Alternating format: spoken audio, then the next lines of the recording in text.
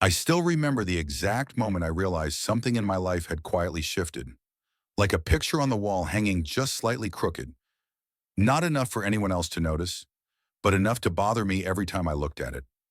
At the time, I kept brushing off the feeling, telling myself I was being dramatic. But deep down, I already knew something was off. I'm a line cook at a small neighborhood diner. Nothing fancy, nothing glamorous. My schedule is predictable.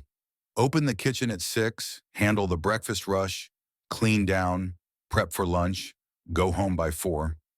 Most days I smelled like onions and fryer oil, and honestly, I didn't mind it. There's something comforting about routine when life outside of work feels unpredictable. My girlfriend Megan worked evenings at a bar downtown, so our schedules rarely matched. We made it work, or at least I thought we did. She'd get home around midnight, sometimes later, kicking off her shoes near the door, smelling like cheap perfume and cigarette smoke. She always looked exhausted, but somehow energized too, which didn't make sense. I'd ask how her night went. She'd mumble, "Fine," then scroll through her phone while I tried to talk to her. I figured she just needed space. The first warning sign slipped past me because it was wrapped in something completely ordinary: laughter. She was on her phone one night, giggling at something someone had sent her. When I asked what was funny, she tilted her screen away from me. "Just Sarah being dumb," she said, but her voice had this strange tightness, like she'd rehearsed the excuse. I let it go. Another time, she rushed to grab her phone when it chimed on the counter. She almost knocked over a glass doing it. "Careful," I joked.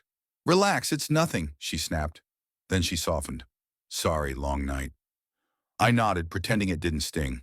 Her schedule started shifting in ways that didn't add up. She'd say she picked up extra shifts, but she'd come home looking too put together for someone who'd been working 8 hours behind a bar. New makeup, hair done, clothes a little nicer than before. When I teased her about getting fancy, she rolled her eyes. "You don't know anything about bartending fashion," she said. I didn't respond, but the comment sat heavy. One Saturday morning, I found a receipt on the kitchen table. 2 drinks, 1 appetizer, total $26. Time 9:47 p.m. She told me she got off early and came straight home. The receipt said otherwise. When I held it up and asked gently, "What's this?" she didn't miss a beat. "Oh, that. Some guy spilled his drink and I had to void it. I must have stuck the wrong copy in my pocket." She said it too fast, too smooth. But the explanation wasn't technically impossible, so I forced myself to believe her. That became a pattern. Odd things that didn't directly prove anything but stacked up like bricks around me. A shirt I didn't recognize in the laundry basket.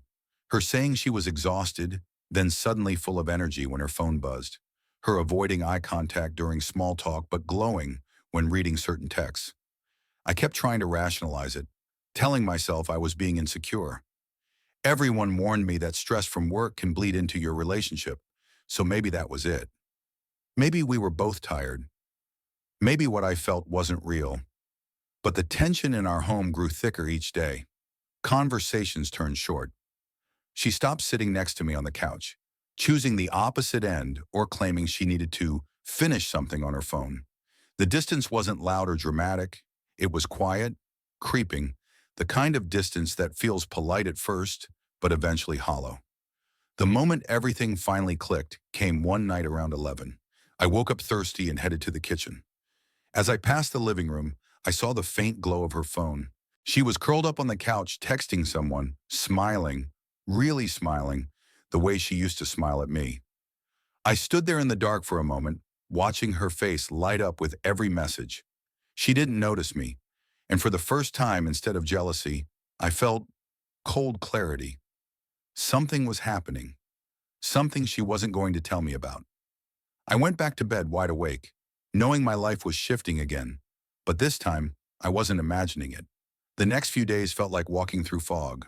Everything looked the same, but nothing felt the same. I couldn't shake the image of Megan smiling at her phone in the dark. It wasn't the smile itself.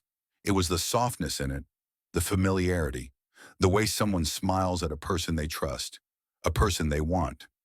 I tried to act normal, but my stomach tightened every time her phone buzzed. She'd glance down, tilt the screen away from me like a reflex, then lock it immediately.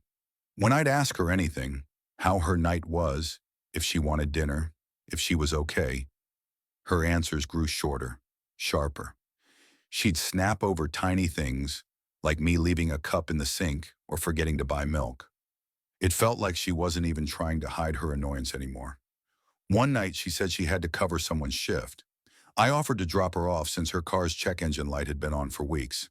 She hesitated, just a fraction of a second, but enough for me to notice. Then she forced a smile and said, "No, it's fine. I'll Uber." She left wearing a top I'd never seen, her hair curled, and perfume she hadn't worn in months. For bartending? I wasn't stupid. She got back at 1:30 a.m., earlier than usual. When I asked how her shift went, she shrugged. Slow night. She went straight to the shower. Her phone lit up twice while she was in there. Same contact name both times. Danny. She never mentioned a Danny.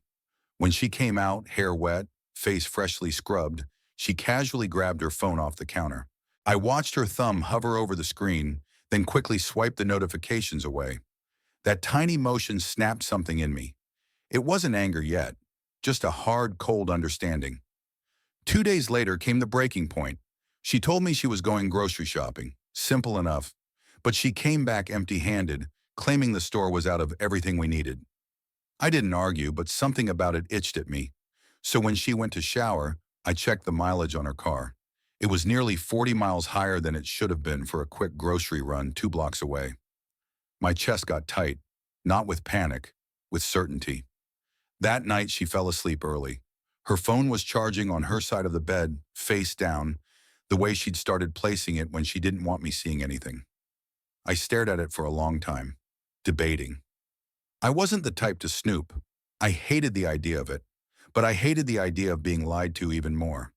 When she rolled onto her side, I gently leaned over and tapped the screen. One notification glowed back at me.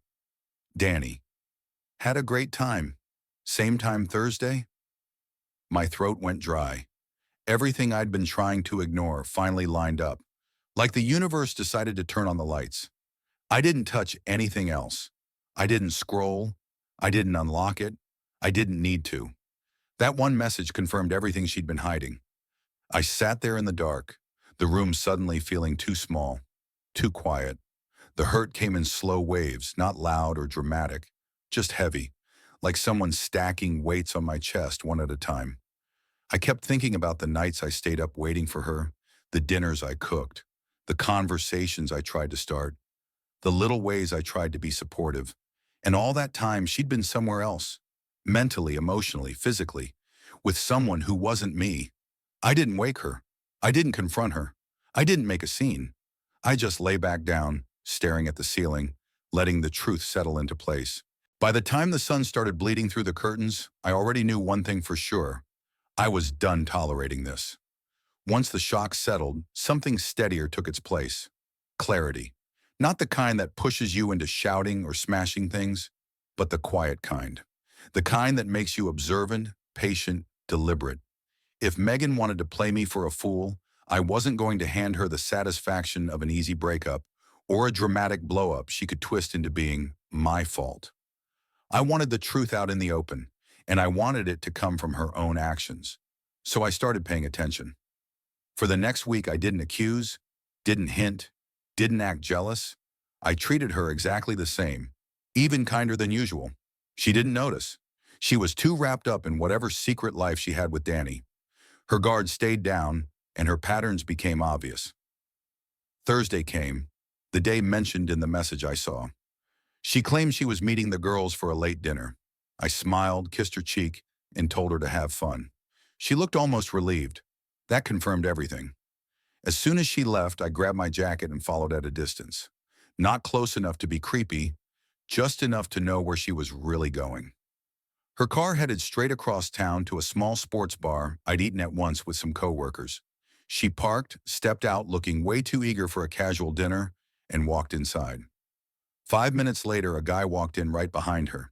Mid-30s, cocky posture, loud laugh I could hear from the parking lot. I didn't need to guess. This was Danny. They hugged. Not a friendly hug. A familiar, intimate one. She rested her head on his shoulder like she'd done with me back when we were happy. That was enough. More than enough. I didn't go inside or make a scene. I took a photo of them through the window, just one clear enough to show her arms around him. Then I left. Revenge didn't need to be messy. It just needed to be smart. I waited until Sunday afternoon when Megan always slept in late. While she dozed, I gathered the things I cared about. Clothes, kitchen knives I saved up for, my grandmother's photo album, the watch my dad gave me. Everything else could stay. I wasn't going to beg for the furniture I paid for or the dishes I bought. I wanted to leave her with the shell of the life she tried to fake with me. Then I sat on the couch and drafted a message. Not angry, not emotional, just factual. Attached the photo and added, I hope he's worth what you threw away. I'm moving out today. Rent's paid through the end of the month. Consider it a parting gift. I didn't send it yet. Timing mattered. She woke up around noon, stumbling out of the bedroom, rubbing her eyes. Hey, do we have any coffee left? She asked like we were perfectly fine, like she hadn't spent Thursday wrapped around another man. I looked at her for a moment and felt nothing. No sadness, no longing, just closure. I stood up, grabbed my bag, and walked past her. She blinked. Where are you going? I turned just enough to meet her eyes. Somewhere better, I said quietly. Her face twisted. What? What does that even mean? That's when I sent the message. Her phone buzzed a second later. She looked down, tapped the screen, and her expression snapped from confusion to panic. Wait, it's not what it looks like, she blurted. Classic line. Predictable. Even cliché, and she hated clichés. I didn't respond, didn't yell, didn't ask for an explanation. I just stepped outside into the sunlight, feeling lighter with every step. Behind me, through the open window, I heard her voice crack as she called my name. But that was her problem now. I had everything I needed. She had everything she'd earned. I moved into a small room above a garage that same afternoon. It wasn't glamorous. Creaky floorboards, one tiny window, and a heater that rattled whenever it kicked on. But it felt honest, real, mine. For the first time in months, I slept without that knot in my stomach. Megan, on the other hand, did not handle things quietly.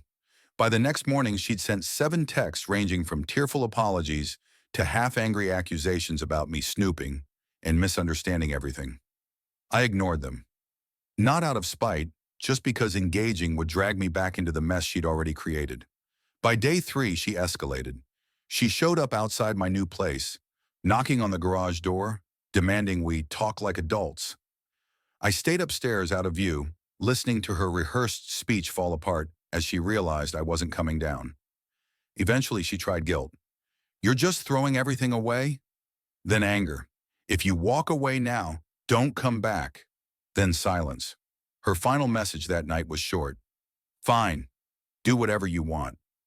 I already was. The fallout didn't stop there. Word got around. It's impossible to hide something that loud in a neighborhood where everyone knows everyone. A friend who lived near the bar told me he'd overheard Megan and Danny arguing outside during one of her shifts. Something about him not wanting drama and never promising anything serious. It didn't surprise me. Guys like him chase attention, not commitment. 2 weeks later, I heard through another friend that Megan and Danny weren't seeing each other at all anymore. Apparently, once I confronted her without actually confronting her, just walking away, Danny realized he didn't want to deal with the emotional shrapnel. He bailed, quickly. She ended up alone in that apartment we once shared, paying rent by herself, working late nights, coming home to silence. I didn't celebrate it, but I didn't pity her either. Actions have weight, and she finally felt the weight of hers. As for me, life got simpler in the best way. Work felt easier.